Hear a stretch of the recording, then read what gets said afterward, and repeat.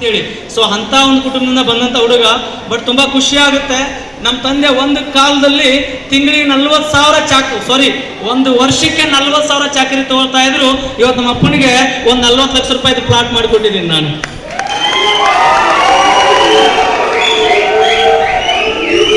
ನಮ್ಮ ಅಪ್ಪನಿಗೆ ಅವಾಗ ಹೇಳ್ತಾ ಇರ್ತೀನಿ, ಒಂದು ವರ್ಷಕ್ಕೆ 40,000 ದುಡ್ದಿದೀಯಾ, ನೀನು 100 ವರ್ಷ ದುಡ್ದಿದ್ರು ಕೂಡ 40 ಲಕ್ಷ ಆಗ್ತಿತ್ತು. ಬಟ್ ನಾನು ತಗೊಂಡಿದ್ದು ಬರೀ ಒಂದೇ ಒಂದು ಪ್ಲಾಟ್ 20 ಲಕ್ಷಕ್ಕೆ. ಸ್ನೇಹಿತರೆ, ಇವಾಗ ಪ್ಲಾಟ್ ರೇಟ್ 40 ಲಕ್ಷ ಆಗಿದೆ. ನಮ್ಮ ತಂದೆ 100 ವರ್ಷ ದುಡಿಯುವಂತ ದುಡ್ಡನ್ನ ಇವತ್ತು ಎಮ್ಮಿ ಕಂಪ್ನಿ ನನಗೆ ಬರೀ 1 ವರ್ಷದಲ್ಲಿ ದುಡಿಯಂಗ್ ಮಾಡಿದೆ ಅಂದ್ರೆ ದಟ್ ಈಸ್ ಪವರ್ ಆಫ್ ಎಮ್ಮಿ ಕಂಪ್ನಿ.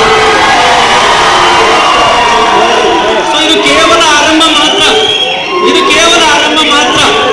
ಸೊ ಇನ್ನು ಅಂತ ತುಂಬಾ ದೂರ ಇದೆ. ಇದು ಕೇವಲ ಆರಂಭ.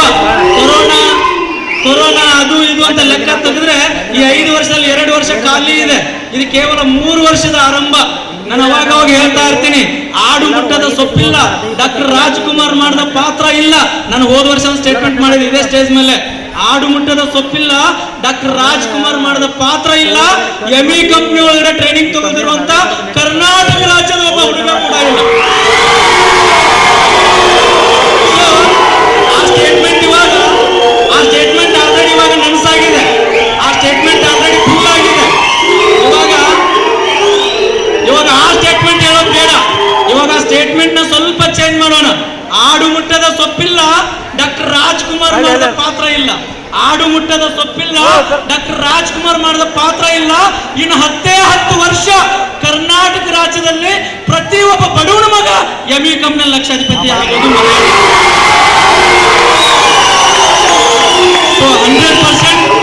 100% ಈ ಮಾತು ಸತ್ಯ ಆಗುತ್ತೆ. ಇದನ್ನ ಬರೆದಿಟ್ಕೊಳ್ಳಿ. ಇನ್ನು 10 ವರ್ಷದಲ್ಲಿ ಈ ಒಂದು ಸಂಸ್ಥೆಯಲ್ಲಿ ಸಾವಿರಾರಲ್ಲ ಲಕ್ಷಾಂತರ ಬಡ ಕುಟುಂಬದ ಅಭ್ಯರ್ಥಿಗಳು ಇವತ್ತು ದುಡ್ಡು ಮಾಡ್ತಾರೆ ಸ್ನೇಹಿತರೆ. ಲಕ್ಷಾಂತರ ಬಡ ಕುಟುಂಬದ ಅಭ್ಯರ್ಥಿಗಳು.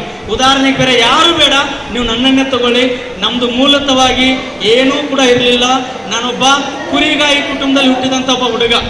ನಾನು ಕೂಡ ನನ್ನ SSLC ಬರೋವರೆಗೂ ಕೂಡ ನಮ್ಮ ಅಜ್ಜಿ ಊರಿಗೆ ಹೋಗ್ತಾ ಇದ್ದೆ. SSLC ಆಗೋವರೆಗೂ ಕೂಡ